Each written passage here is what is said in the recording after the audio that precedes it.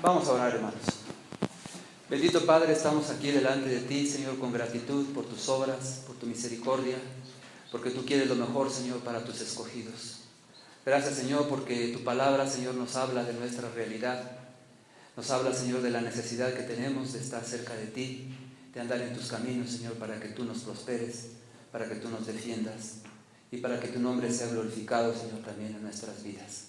Te damos gracias por tu palabra, Señor, y te pedimos que tu Espíritu Santo, Señor, nos revele, Señor, lo que tenemos que entender y nos dé el poder, Señor, para vivir como tú quieres. En el nombre de Cristo Jesús lo pedimos. Amén. Amén. Pueden ocupar su lugar, hermanos. Vamos a considerar este pasaje, que es un pasaje muy importante para la vida de la iglesia. Y primero que nada queremos hacer una especie de paralelismo entre los judíos y los cristianos. Tenemos cosas en común, judíos y cristianos. La primera es que creemos en el mismo Dios. Entonces, el Dios creador del universo es el Dios de los judíos y es también nuestro Dios. Entonces, puesto eso en claro, podemos ya continuar para saber cómo el mensaje que Dios le da al pueblo de Israel también se aplica a nuestra propia vida como iglesia de Cristo.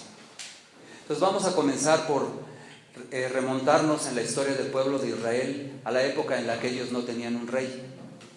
Dice la Escritura que cuando no había rey en Israel, cada quien hacía lo que bien le parecía.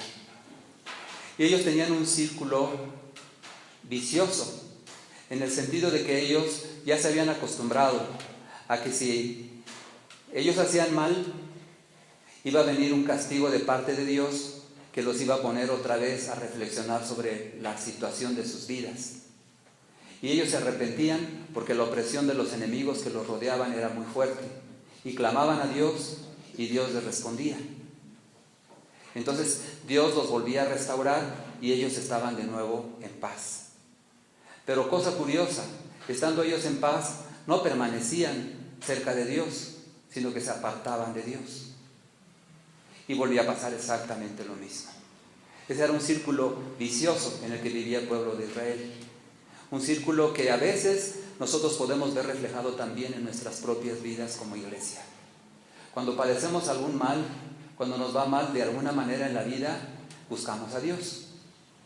Y cuando Dios oye nuestro clamor y cuando Dios oye nuestras súplicas, tiene misericordia de nosotros, se acuerda de nosotros y nos ayuda y nos restablece y nos bendice. ¿Y cómo le pagamos a Dios? A veces cuando tenemos paz, cuando tenemos tranquilidad, nuestra prosperidad, en lugar de acercarnos a Dios, nos aleja de Él. Es un peligro que hay que cuidar. Lo mencionó también el Señor Jesucristo en la parábola del sembrador. Ustedes saben muy bien esa parábola. Esa parábola nos dice que la palabra de Dios cae en diferentes tipos de tierra. Cae en una tierra en la que viene el diablo e inmediatamente la palabra que fue sembrada es quitada por el diablo para que no crean y se salven. Así dice la Escritura. Hay veces que ponemos un pie fuera de la iglesia y ya se nos olvidó lo que oímos. Y seguimos nuestra vida como siempre. Pero hay veces en que la tierra, en un momento dado, podemos darnos el lujo de crecer un poquito. Pero dice que hay ahí espinos, que son los problemas, las dificultades, y hacen que nuestra fe no prospere, no crece, no da fruto. Y después nos habla acerca de que hay veces en que la palabra de Dios medio crece en la vida de las personas, pero los afanes del mundo, y habla de los placeres, habla de la prosperidad, eso hace que se vuelva infructuosa la palabra de Dios. Pero hay un lugar que es un suelo fértil, donde la palabra de Dios cae y crece y lleva mucho fruto. Ese es el tipo de suelo que nosotros quisiéramos ser. Cuando cae la palabra de Dios en nosotros, esa palabra va a germinar, va a crecer y va a llegar el momento en que dé fruto. Esa es la voluntad de Dios para la vida de la iglesia. Entonces es un poco diferente de lo que acabamos de leer del pueblo de Israel. El pueblo de Israel se había corrompido en pos de ídolos. Dios es un Dios celoso, dice: yo no voy a permitir que mi gloria la reciba nadie más que yo. Entonces es una advertencia para el pueblo de Israel. Tú tienes que andarte con cuidado porque tú no eres como cualquier otro pueblo. Tú eres el pueblo de Dios. Mi nombre está sobre ti, Israel. Ese es el nombre de este pueblo, que quiere decir que Dios está con ellos, ¿no? ¿Qué significa el nombre Israel, hermanos? No sé si se acuerdan. Había una persona que tenía un nombre y después de un evento que tuvo, un encuentro que tuvo con Dios, Dios le cambió el nombre y le puso de nombre Israel. ¿Qué significa? Bueno, Jacob era la persona, así se llamaba Jacob. Todavía hay muchos Jacobs en el pueblo judío. Pero Dios le cambia el nombre de Jacob y le pone el nombre de Israel. ¿Qué quiere decir? El que pelea con Dios.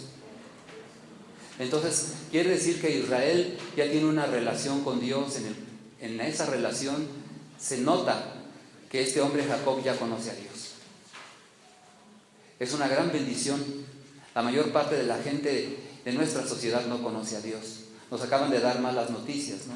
Nos están hablando acerca de esa ideología de género, en el cual tú no le vas a poder decir a tu niño, va a estar prohibido que le digas niño o que le digas niña, o que le digas que se tiene que casar con una persona del sexo opuesto. Tú le tienes que decir lo que tú quieras, hijo. Si quieres ser gay, tú vas a ser gay. Si quieres ser lesbiana, vas a ser lesbiana. Eso es lo que se está manejando en este tiempo. Se maneja una ideología que nosotros, como creyentes, como cristianos, sabemos que es algo demoníaco, porque no pasa nada más en México, pasa en muchos países. Entonces no es coincidencia que todas estas cosas estén pasando. No es coincidencia que el mal se está multiplicando. Como iglesia nosotros tenemos dos maneras de ver lo que está sucediendo en el mundo. Antes no oíamos tanto de los asaltos, no oíamos tanto de estas desviaciones o perversiones, y según nos dice el hermano, un día nos van a prohibir que hablemos de ello. No vamos a poder hablar de esas cosas, porque nos van a meter a la cárcel. Entonces lo que nosotros tenemos que hacer es afirmar nuestra fe. Tenemos que afirmar en quién hemos creído. Si ustedes pusieron cuidado en la lectura que hicimos, hay varias veces que se menciona, Jehová dijo esto, para que sepan que yo soy Jehová. Y así termina. El último versículo que leímos dice, y sabrán que yo soy Jehová. Eso es algo tremendo, porque nos está hablando acerca de nuestra identidad y de nuestra relación que nosotros tenemos con Dios. Nosotros no somos cualquier persona. Si nos volteamos a ver unos a otros, parecemos como muy comunes y corrientes. Entonces no pareciera como que hubiera alguna gran diferencia entre estas personas y las personas que están allá afuera. De hecho, no la hay. Dice, no piensen que es por ustedes, dice la escritura que acabamos de leer. Dice, es por amor a mi nombre, dice Dios. Entonces, por amor a Dios, por Él mismo, Él siempre cumple sus promesas. Todo lo que en la palabra de Dios está escrito, Dios lo va a cumplir, porque Él no tiene que rendirle cuentas a nadie, a ningún presidente, a ningún congreso, a ninguna autoridad. Dios es todopoderoso, Dios es soberano, y ese es el Dios en el que nosotros creemos. Es un Dios que nos va a liberar en el día malo. Es un Dios que quiere que nosotros vivamos en rectitud, que vivamos en santidad, porque los días son malos. Vienen días peores para la sociedad, pero también para la iglesia. Entonces, hermanos, ¿cuáles son las lecciones que nosotros aprendemos de esto que hemos leído? Yo quisiera que volviéramos nuestra vista aquí al versículo 16, en el pasaje que estamos leyendo, Ezequiel capítulo 36, 16. Y vamos a ver cómo comienza ese versículo. Dice, vino a mí palabra de Jehová diciendo. Ya con esto, nuestros oídos deben estar atentos. Debemos estar preparados para lo que Dios va a decir. Porque no cualquiera puede decir estas palabras que dice el versículo 16. Dice, vino a mí la palabra de Jehová diciendo. Entonces, ¿quién habló? ¿Quién dijo? Jehová. Jehová el poderoso. Los salmos hablan acerca de la gloria de Dios, del poder de Dios, de lo que Él es capaz de hacer y de lo que Él va a hacer en la vida de las personas, del mundo entero. Pero quiere que nosotros participemos en sus planes. Dios tiene un plan y un propósito para la vida de cada uno de nosotros. Y aquí es donde se pone lo bueno, porque en un momento dado Dios va a pedir de nuestra vida como cristianos, como hijos de Dios, que nosotros demos testimonio de la palabra, que demos testimonio de quién es Dios, de cómo es Él, para que la gente pueda venir a Él en los últimos tiempos. Mucha gente con la que hablamos en las iglesias nos dice, es que ya son los últimos tiempos. Para las personas que no están muy familiarizadas con la Escritura, con lo que dice la Biblia, dice que en los postreros tiempos se va a multiplicar la maldad. De modo que el amor de muchos se va a enfriar, porque la maldad se va a multiplicar. Y hermanos, por todos lados vemos esto. Vemos que la maldad está en todas partes, está en el gobierno, está en las calles, está en las escuelas. En todas partes nosotros vemos que hay una rebelión de la gente en contra de lo que Dios ha dicho. Entonces podríamos con toda seguridad, sin temor a equivocarnos, que estamos viviendo los últimos tiempos. Y tenemos dos opciones al vivir de esta manera, vamos a decir, en este tiempo. Podríamos nosotros meternos en nuestra iglesia, cerrar las puertas y no dejar que el mal nos haga daño. Eso podríamos hacer. Y de hecho muchas iglesias así lo hacen. Pero lo que el apóstol Pablo nos enseña es cuando a él le dijeron que no podía hablar del evangelio, a los apóstoles les dijeron, tú no hables más en el nombre de Jesús. Y ellos dijeron, si ustedes lo recuerdan, digan ustedes si es correcto obedecer a los hombres o obedecer a Dios. Si primero tenemos que obedecer a Dios y después podremos ver si obedecemos a los hombres, si no se oponen a lo que Dios dice. Entonces ellos estuvieron dispuestos a ir a la cárcel por predicar el evangelio. ¿Qué predicaban ellos? Predicaban la palabra de Dios, pero principalmente predicaban el evangelio. El evangelio dice que todos nosotros hemos pecado y estamos destituidos de la gloria de Dios. Y que necesitamos arrepentirnos de nuestros pecados para que Dios los perdone por los méritos de Jesucristo. Entonces todos nosotros hemos pecado, todos nos hemos apartado, todos hemos hecho lo malo, pero el evangelio son buenas noticias. Dios no te va a castigar por lo malo que hayas hecho. Dios no te va a castigar porque tú no lograste la meta que te proponías de ser suficientemente bueno. Dios está dispuesto a perdonarte en este tiempo de gracia todo lo malo que tú hayas hecho en tu vida.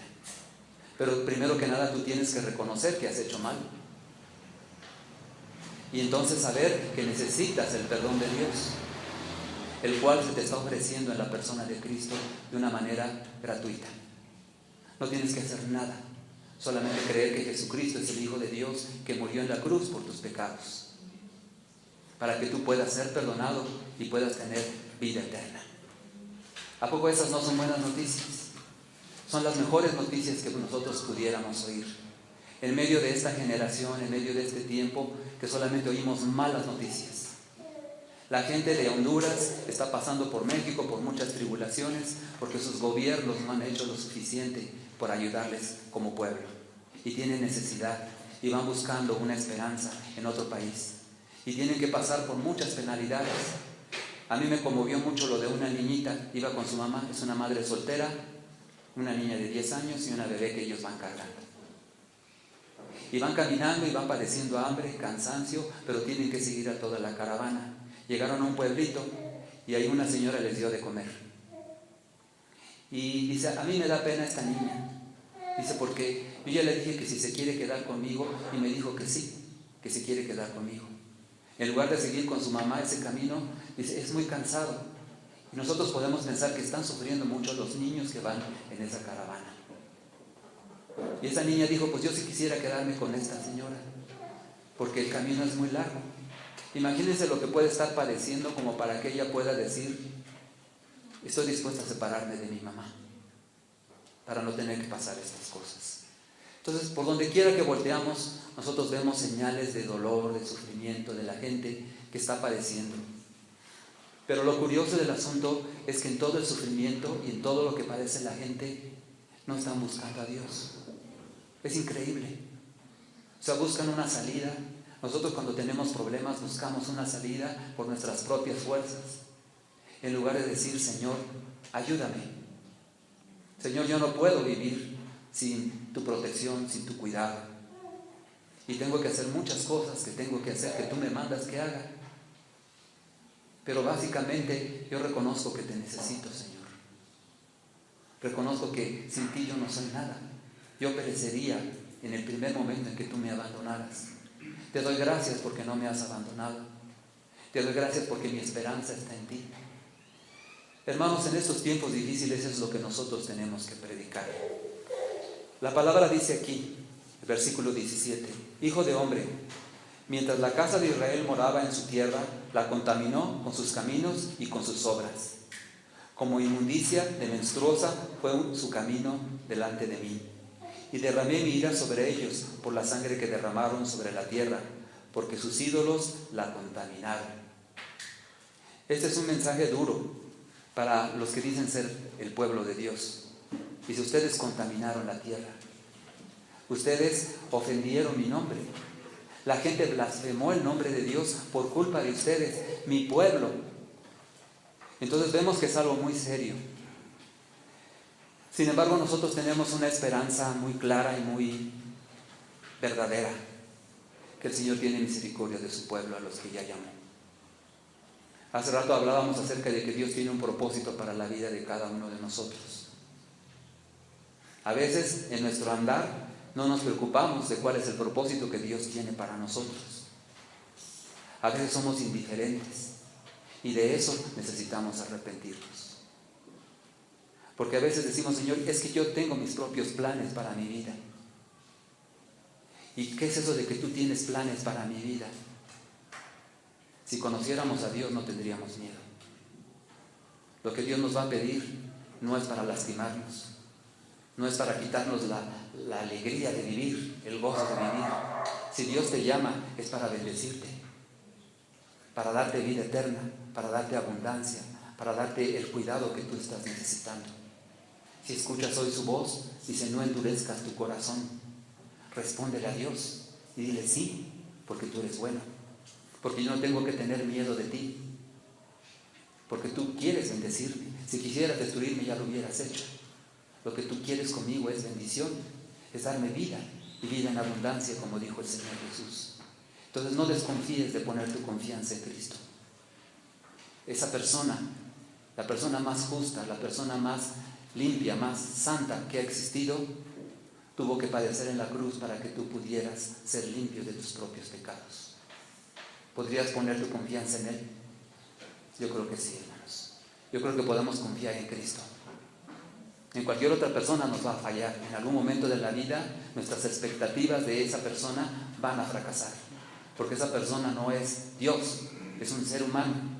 Y a veces se arrepiente, a veces piensa las cosas de otra manera, a veces no hace las cosas correctamente. Entonces, tarde que temprano, las personas a nuestro alrededor nos van a fallar. Pero el que nunca te va a fallar es el Señor Jesucristo. Él te dice, sígueme y yo te daré la vida eterna. Entonces, si podemos confiar en alguien, es en Cristo. Ese es el mensaje que nosotros tenemos que compartir con la gente en este tiempo. Es lo que nos dice aquí la palabra del Señor, en el paralelismo entre los judíos y los cristianos. Ellos vivían en un sub y baja espiritual. A veces estaban bien con Dios, y entonces cuando se alejaban de Dios les iba mal. Por la misericordia de Dios les iba mal, para que reflexionaran, para que entendieran.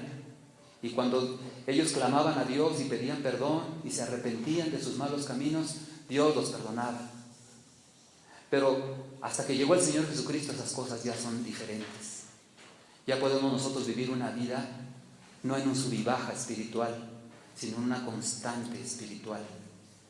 Gracias a que el Señor Jesucristo prometió lo que aquí les estaba prometiendo a los judíos, que se los voy a leer, hermanos. Del versículo 24 en adelante. Y yo os tomaré de las naciones, os recogeré de todas las tierras y os traeré a vuestro país. Esparciré sobre vosotros agua limpia y seréis limpiados de todas vuestras inmundicias y de todos vuestros ídolos os limpiaré. Les daré un corazón nuevo y pondré espíritu nuevo dentro de ustedes y quitaré de su carne el corazón de piedra y les daré un corazón de carne. Esa es una promesa maravillosa, es una promesa de Dios y Dios siempre cumple sus promesas. Entonces, para que ustedes no tengan que experimentar esos sub y bajas espirituales, Dios dice, yo te voy a dar, en primer lugar, te voy a limpiar de toda tu inmundicia. Nosotros pensamos, ¿pero cuál? Pues es que nosotros hemos puesto en lugar de Dios a cualquier otra cosa. Puede ser mi trabajo, puede ser mi familia, puede ser alguien a quien yo ame, pueden ser a mis hijos. Y en un momento dado, Dios no nos pide que odiemos a nuestra familia ni odiemos esas cosas. El problema es que nosotros queremos más a esas cosas que a Dios. Ese es el problema. Dios es el que te creó, Dios es el que te dio a esa esposa, Dios es el que te dio ese trabajo, Dios es el que te dio a esa casa. Entonces, ¿por qué vas a amar más la casa que a Dios? Nos damos cuenta de que tenemos torcidas nuestras prioridades en la vida. Entonces, Dios tiene que ser el número uno en nuestra vida. Y a consecuencia de eso, nosotros vamos a recibir bendición en todo lo demás. La palabra de Dios dice: buscad primeramente el reino de Dios y su justicia, y todas las cosas serán añadidas. Es promesa de Dios. Dios no puede mentir, porque no tiene que quedar bien con alguien. Nosotros mentimos porque queremos quedar bien con alguien, o porque tenemos miedo de lo que alguien pueda pensar de nosotros. Pero Dios no tiene que rendirle cuentas a nadie, a nadie. Por lo tanto, la palabra de Dios es fiel y verdadera, y Dios la va a cumplir. Podemos dar gracias a Dios de que Él nos ha llamado hijos, porque en Cristo Jesús nosotros somos hijos de Dios. Y junto con los judíos estamos dentro del plan de Dios para ser redimidos. Dice: toda la gente que te ve va a reconocer que yo soy Dios, que yo soy tu Dios. Eso es algo maravilloso, hermanos, porque en medio de la tribulación, en medio de los conflictos, en medio de los problemas, de las crisis, tú eres hijo de Dios. Si Jesucristo está en tu corazón, claro. Entonces vienen tiempos en que las cosas se van a poner tan difíciles que nuestra fe va a ser puesta a prueba. Regresando al problema, al ejemplo que nos estaba mencionando el hermano, ¿cuántos de nosotros seguiríamos hablando acerca de que la Biblia dice así, cuando los hombres vienen y nos lo prohíban?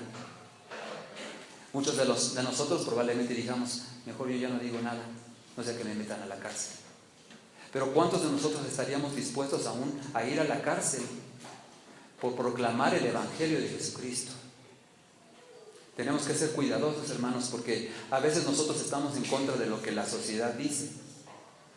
Y a veces hablamos en nombre de nosotros. Pero lo que se nos ha pedido como Iglesia de Cristo es predicar el Evangelio. Entonces, si te olvidan todas las otras órdenes, todas las otras instrucciones que Dios te da de cómo influir en la vida de las personas, nada más acuérdate de eso. Como parte de Jesucristo, del amor de Dios, de que en Dios nosotros tenemos el perdón de nuestros pecados. No importa lo malo que hayamos sido, no importa los errores o las cosas malas con las que hayamos ofendido a Dios, en este tiempo, que es el tiempo de la gracia, Dios está dispuesto a perdonártelo todo, absolutamente todo. ¿Y por qué lo va a hacer? Porque te ama. La Escritura dice: porque de tal manera amó Dios al mundo, que nos ha dado a su único Hijo, para que todo aquel que en Él cree no se pierda, sino que tenga vida eterna. Eso es lo que nosotros tenemos que hacer como iglesia. Tenemos que hablar de Cristo a todas las personas, del amor de Cristo, de lo que Él hizo ya y de lo que todavía Él va a hacer en la vida de cada uno de nosotros. El mensaje que nos da es: y a ti te voy a dar mi espíritu. Una vez que te haya limpiado, una vez que haya quitado todas tus inmundicias, todas tus transgresiones, te voy a dar un corazón nuevo, para que seas capaz de amar a las personas, para que seas capaz de amar a Dios, que es lo principal que nos está fallando. No tenemos esa capacidad de amar a Dios y darle gracias por todo lo que Él nos ha dado. Si yo te voy a dar un corazón nuevo. Antes tenía que ponerte una lista de cosas que no podías hacer, que no debías hacer, porque te ibas a morir. Como la canción del pescadito. El otro día en mi iglesia se pusieron a cantarla los hermanos, la de Lindo Pescadito, que tiene una enseñanza muy importante que nosotros le podemos compartir a nuestros niños. Dice: lindo pescadito, así dice la canción. ¿Se acuerdan del kinder? No la vayan a cantar, hermanos. Entonces dice: vente a jugar conmigo, vamos al jardín. Entonces alguien le está cantando la canción al pescadito: vamos a jugar con mi aro, vamos al jardín. ¿Y el pescadito qué dice?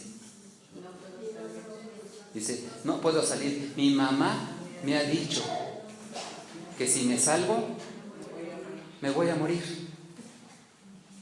Entonces nosotros fuimos diseñados para estar en comunión con Dios, y esa canción tan simple, tan sencilla, tiene algo del mensaje cristiano. Separado de Dios, alejado de Dios, haciendo las cosas que Dios no quiere que hagas, te vas a morir. Eso lo tenemos que compartir con la gente. Entonces tenemos que buscar estrategias para poder hablar con nuestros conocidos que son homosexuales o lesbianas. No los vamos a ofender, no los vamos a juzgar, no los vamos a condenar, porque ese no es nuestro papel. ¿Cuál es nuestro papel? Decirle: Dios te ama y Dios tiene para ti un plan maravilloso, que si tú lo aceptas vas a vivir. Y si tú rechazas el plan de Dios, te vas a morir. Es la ley. Es como un pescado que lo sacas del agua. Lejos de Dios te vas a morir. Y así está la mayoría de la gente en nuestro tiempo, lejos de Dios. Por lo tanto, nuestro deber, nuestro principal compromiso con esta sociedad es hablarles del amor de Cristo, para que el Señor Jesucristo haga la obra completa en la vida de esa persona. Le va a dar su Espíritu Santo. Eso no lo tenían los judíos, ni lo tienen hasta el día de hoy. Ellos no tienen el Espíritu de Dios. Y los cristianos tienen el Espíritu de Dios para poder vivir una vida en santidad, una vida de acuerdo a la voluntad de Dios, una vida de poder para testificar a otros del poder de Dios, de lo que Dios es capaz de hacer, de lo que Dios va a hacer en la vida de otras personas. Pero primero que nada, eso se tiene que reflejar en nuestra propia vida. Si nosotros manifestamos ese gozo, esa gratitud, ese sentido de propósito, de que lo que estamos haciendo es lo correcto, eso va a impactar la vida de la persona antes de que hablemos. Y la gente nos va a preguntar, y nosotros les vamos a decir: es Cristo en mí. Eso es lo que nosotros tenemos que decir. En este tiempo, y no importa cómo se pongan las cosas, hermanos, si se ponen difíciles, es Cristo en mí. Y Él es todopoderoso. Y Él va a hacer su obra completa en la vida de cada uno de nosotros. Podemos enfrentar la vida si somos obedientes. Si estamos tomados de la mano de Dios, nada podrá destruirnos. Si nos alejamos de la mano de Dios, nos soltamos de ella, es posible que Dios nos llame a través de alguna prueba, a través de algún sufrimiento, hasta que nos regresemos a Él y entendamos que no podemos andar yendo y viniendo. Señor, yo ya soy tuyo, yo ya te pertenezco. Entonces haz tu voluntad en mi vida. Y que yo pueda glorificarte, y no como esos hermanos nuestros de Israel, que por sus desviaciones causaron que la gente de alrededor no creyera en Dios. La pregunta sería: cuando la gente te ve a ti, ¿quisiera creer en Dios? A lo mejor dicen: y así son los cristianos. No somos perfectos. A lo mejor la gente tiene esa idea equivocada de que los cristianos son perfectos. No somos perfectos, pero el Espíritu de Dios está en nosotros y nos encamina por el buen camino para que podamos vivir una vida que glorifique, que honre a Dios, que le dé gracias por todas las cosas que Dios nos ha dado. Entonces vendrá nuestra redención.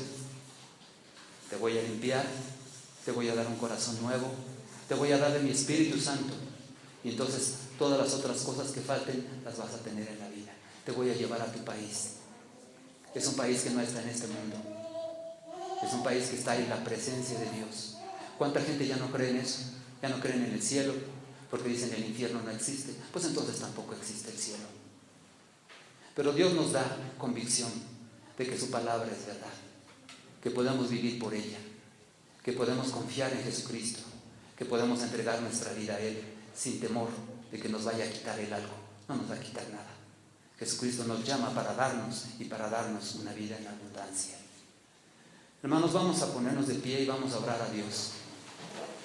Vamos a decirle que le agradecemos por todo lo que Él hace por nosotros, por lo que Él va a hacer, por lo que Él está haciendo en nuestras vidas. Y decirle que confiamos en Él, que no dudamos de Él, porque Él es bueno, porque Él es todopoderoso, porque Él es misericordioso. Vamos a orar. Padre Santo, te agradecemos, Señor, que en el pasado, Señor, tú trataste con Israel, con sus rebeliones, con sus malos procederes, Señor, con misericordia los trataste. Y así nos has tratado también a nosotros, Señor, porque reconocemos que no somos buenos. Reconocemos, Señor, que a veces estamos en contra tuya, no nos ponemos de acuerdo contigo y queremos hacer nuestra voluntad. Te pedimos perdón por eso, Señor. Y te damos las gracias, Señor, porque tú quieres, Señor, lo mejor para nuestra vida. ¿Cómo no nos ibas a dar lo mejor si ya nos diste a tu Hijo Jesucristo? Señor, como iglesia tenemos que responderte. Como iglesia, Señor, tenemos que hacer tu voluntad por gratitud, por obediencia, por el deseo, Señor, de agradarte en todas las cosas. Pon en nosotros ese corazón nuevo, Señor.